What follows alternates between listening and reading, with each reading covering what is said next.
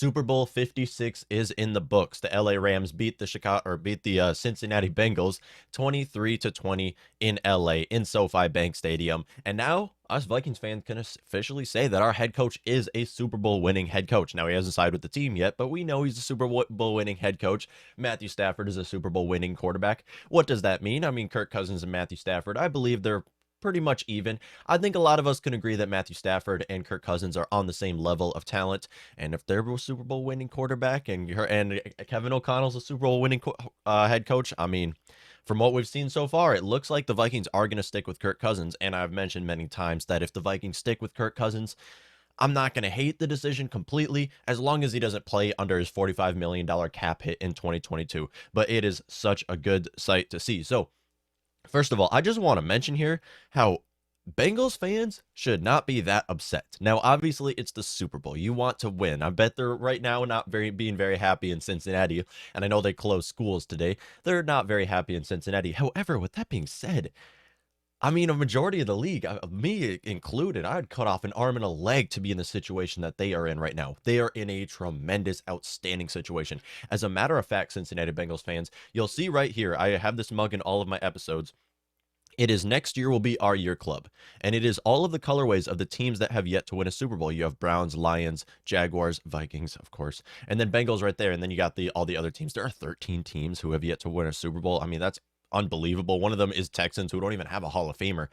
Yeah, I don't believe the Texans even have a Hall of Famer. But yeah, this is the list of teams that have yet to win a Super Bowl, and we don't have to update the mug. So there's that. So Cincinnati Bengals fans, you can hit up the merch store. Still are going to be on this mug for at least one more year. But Bengals are in such a good situation, and I believe obviously you're mad. Like, you wanted to see your team win a Super Bowl, but at the end of the day, like, you are in such a good position. They did much better than we expected them to be. Now, I mentioned many times on this show, I said the Bengals are very underrated, and I believe they were going to go to the AFC Championship game. Did I think they were going to take down Patrick Mahomes and the Kansas City Chiefs in the loudest stadium in football? No, I didn't think that was going to happen. I can't believe that they were able to do so. They also knocked out the one seed Tennessee Titans, best record in football. I mean, just an outstanding, outstanding season from Cincinnati Bengals. And all of their stars are just so young. I mean, you look at Joe Burrow, obviously. You look at Jamar Chase. Like, that's the connection that brought him to the Super Bowl. Outside of that, Uzomah's been stepping up, and he's young player. Joe Mixon, young player. T. Higgins, Tyler Boyd, like, the list goes on of young players on that team. And if they just beef up that offensive line, they're going to be competing for a Super Bowl next year as well. Just looking at how weak of a division that they're in. I mean, Ben Roethlisberger's gone. Lamar Jackson, who even knows? That man is struggling to stay healthy now. And then the Browns are the Browns at the end of the day. The Browns are just the Browns. So just a tremendous performance from the Rams and Bengals. They did a great job as well. And I'm just kind of hoping that was not a Kevin O'Connell's call that for a majority of the game. The Rams were running into brick walls. Hats off to the Cincinnati Bengals defensive front, because that is a great defensive front. The rest of their defense, we're not giving them any credit. Well, their safety duo is pretty good. The rest of their defense, terrible. Eli Apple entered the league as a meme with the Giants, continued to stay a meme with New Orleans Saints, and is still a meme with the Cincinnati Bengals. Don't know why he is still a starter, but he shouldn't be with the team next year. I'm surprised they weren't playing Trey Waynes. I believe he was healthy out there. So as a whole, they just need to beef up that interior offensive line. And if they can get their starters back on defense, load up on the secondary, like, Bengals are going back to it. They're in such a good position to rebuild, and in a better position than the Rams, to be honest, because Rams don't have a pick for the next 5 years. Now, I mentioned how their defensive front did a great job. Cam Akers had 1.6 yards per carry. Darrell Henderson has 1.8 yards per carry. Sony Michel had 1 yard per carry. That's an average of what, 1.3 yards per carry. Just a great job from the Bengals defensive front, and a terrible job from the Rams offensive play calling. I mean, Rams, I'm sorry, but I've mentioned it. Rams could have ran away with this win by more than 10 points, by more than 16 points. But the play calling was terrible, and I was surprised to see how bad it was. And then by the second half, when Odell Beckham was out, they started the second half continuing to run the similar offense, and then obviously led to an interception, giving it to this dude, whatever his last name, who starts with an S. He's stepping in for Robert Woods and now stepping in for Odell Beckham.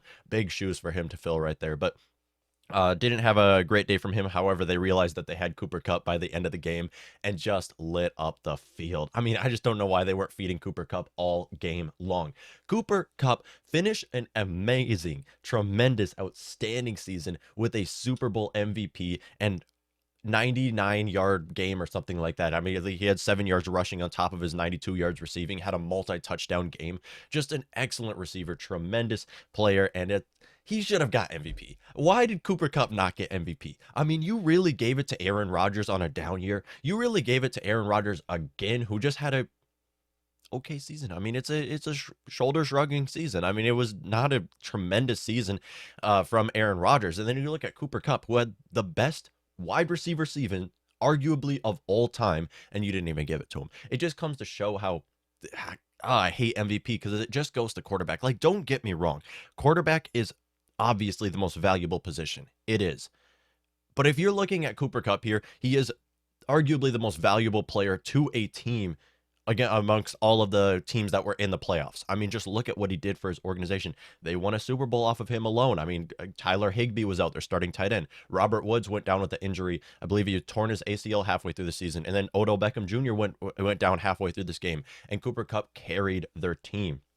Tremendous season from Cooper Kupp. Should have got an MVP on top of that, but still arguably the best wide receiver season of all time when you're talking about postseason on top of that, where he ended it with a MVP. Just a great season from Cooper Kupp. And as a whole, the Rams' entire defense, like that defense is tough. And looking at the Rams here, and it just kind of, this game, and I mentioned it going into this Super Bowl, how this game proves where the league is going right now. Where you look at both of these teams and then you look at, well, what do they have? What do they both have in common? They are led by young, offensive-minded head coaches. Zach Taylor is an amazing play caller. Sean McVay is an outstanding offensive mind. They are young, offensive-minded head coaches. This was the youngest head coach to head coach Super Bowl ever in history, and it just kind of shows where the league is heading. How these are two high-powered passing offenses going head-to-head. Now, don't get me wrong; their defense, both of their defense are okay. Like the Rams have loaded with a bunch of Hall of Famers on defense. When you look at Jalen Ramsey, who had a terrible day, by the way, Jalen Ramsey just looked awful. And it's why I continue to say AJ Terrell is the best corner in football. I believe right now there's hands down AJ Terrell is the best corner in football. And in 2 years, you guys will realize this. Why do you not know this? Because he plays for the Falcons. Sorry about my camera. I need to get a new I'm ordering a new cord for it, but the camera keeps glitching a little bit. But AJ Terrell's the best corner in football, and this game kind of showed that Jalen Ramsey's a tad bit overrated. Don't get me wrong, he's an excellent player, but he's a tad bit overrated. Didn't have a lot of tape on Jamar Chase going into this matchup, though. But look at their defense as a whole. Obviously, Aaron Donald, it's so much him. I mean, Von Miller, future Hall of Famer. Leonard Floyd is just an excellent defensive lineman as well.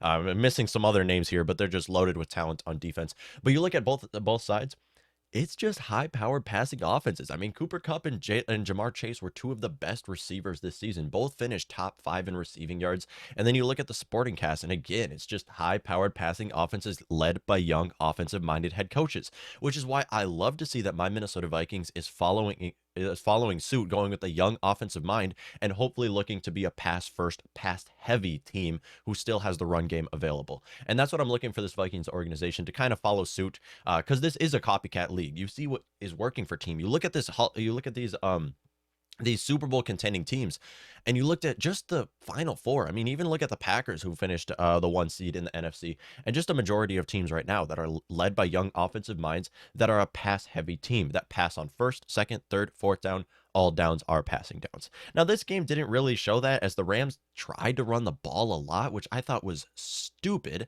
I mean, I was sitting down, and I'm just wondering why the Rams kept running the ball, because it made absolutely no sense, because you're going up against the Bengals defensive front, which is a solid defensive front. Now, it's nothing crazy. However, you got to give credit where credit is due. And then you look at their secondary and you're like, well, we have Cooper Kupp and Odell Beckham Jr. for half the game, and they weren't throwing it past the sticks.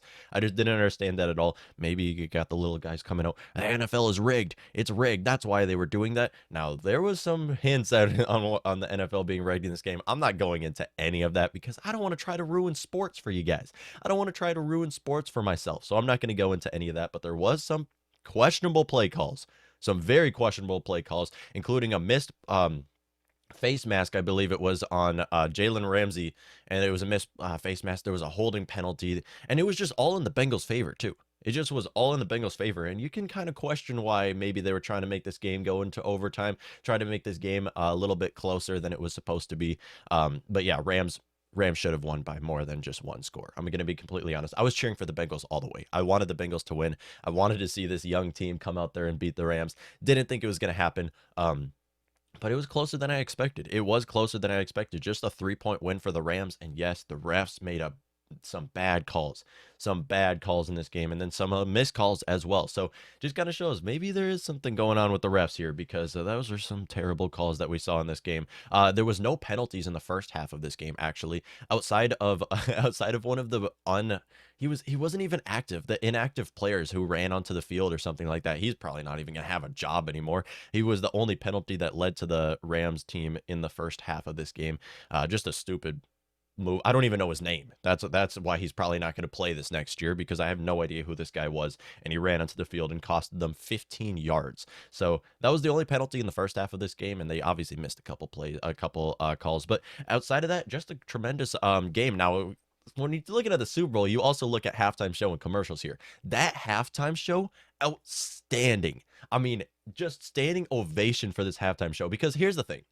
Rap music might not be for everybody. However, I feel like everybody can enjoy that, because it was an enjoyable halftime show. There was people who everybody knows, and I felt like it knocked out a majority of generations. Obviously, a majority of these rappers came out of like the 90s and 80s, so mostly millennials. But you look at even with Gen Zs and the generation before that, like, they know who Snoop Dogg is. They know some of his songs. The only critique I have with the halftime show is the fact that it was in SoFi Bank Stadium, because the reason why here is because it was so bright. It was so light. I enjoy halftime shows that are more in the dark, that are darker, and still in LA at the time that it was happening. It's still bright. It's still bright in LA, and obviously with the roof being all glass, it was still bright in the stadium, and I just didn't really like that. I kind of would have enjoyed it a lot more, and I believe most people can agree with me here. I'd enjoy it a lot more if it was in a closed stadium where they had all the lights off. That would be sick. That would be a much better halftime show. Not the best halftime show of all time. I just want to make that very clear. The best halftime show of all time goes to Prince. And it's what was it, Super Bowl 41 or something like that? That goes to Prince. Gonna give that to the Minnesota guy. I see a lot of people on Twitter claiming that it was the best halftime show of all time, and they were saying that halfway through the halftime show. People were tweeting that out. I'm like, okay, it was great. It was an amazing halftime show, but come on here, come on. I understand rap music is not for everybody. But it was still enjoyable. I feel like it was an enjoyable for most people, and just an outstanding halftime show. When you look at commercials, though, I really don't care. Like, people always talk about, oh, this commercials this year weren't great. I don't care. I'm not watching the commercials. I don't even. People are always like, oh, during the Super Bowl, this is when you're supposed to watch the commercials. This is when you're supposed to look at the. No, I'm on my phone trying to read updates on Odell Beckham Jr.'s injury, trying to read updates on Joe Burrow and Matthew Stafford's leg right now. That's what I'm looking at during the commercials. I really don't care. I'm there for the Super Bowl game, and I'm there for the halftime show, and I'm there for the ceremony afterward. It is gonna be a party in LA for the next week and beyond, because they might not be big football fans in California or Southern California. They might not be big football fans, but what they are is big partiers, and that's going to be a party city, as it always is, for the next week, and it's going to be super interesting to watch unfold. I just want to say, I was cheering for the Bengals. Yes, I wanted the Bengals to win. I will always go underdog, unless if I hate who the underdog is.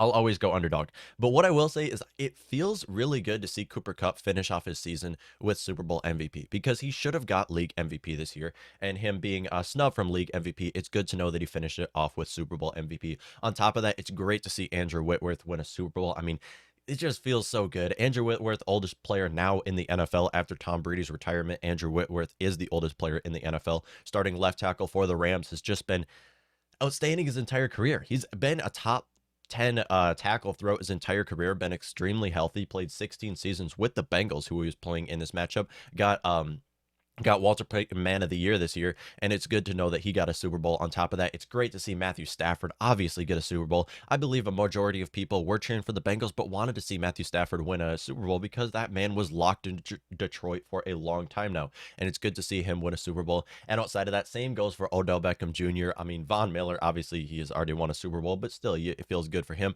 Aaron Donald, obviously, he's been the best defensive lineman of our generation. Of this 2010 generation, Aaron Donald is the best defensive lineman, and it feels so good for him to win a Super Bowl while he was still in his prime, because Donald might be 30 years old, but he's still technically in his prime right now.